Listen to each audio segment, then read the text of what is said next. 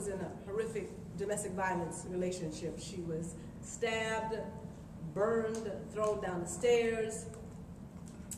And I stepped in to help this young woman. And I felt that, wow, she might die if I don't get her out in time. But she kept going back. She kept going back. And the family member saying, oh, you just ain't helping her.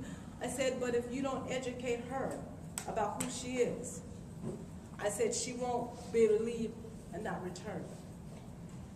And this young woman took me 5 years. 5 years. But when she walked away, she never returned.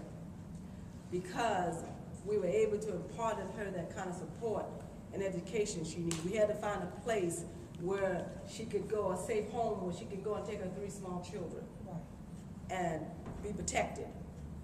You know, I myself was in the perfect relationship.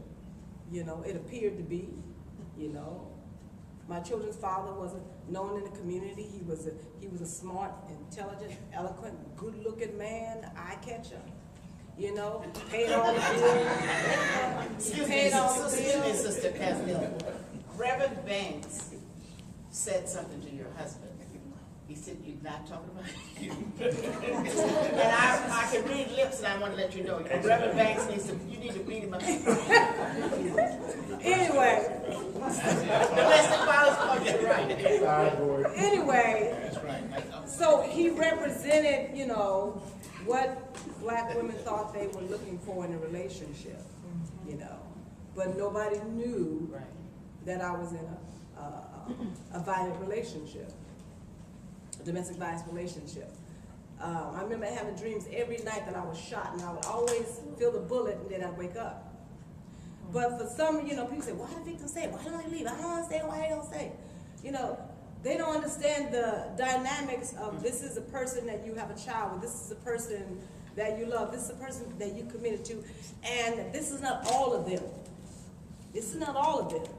But it's a part of them that is so dangerous and so violent that it disrupts the whole household. And finally, when he purchased a gun, I finally come to the realization, because in the dream I could never see who shot me. I was like, oh, that must be the one. But I kept getting these warning signs, and I think the last sign was when I almost got strangled to death, and then took my 14-year-old son to step in and save me. And he had to do a dive over his father's hand to get him from around my neck because I was about to go unconscious. And, you know, but the people at that time that I was reaching out to, they said, just pray, baby, you just pray. You know, you ain't praying hard enough. You know, you ain't, you know.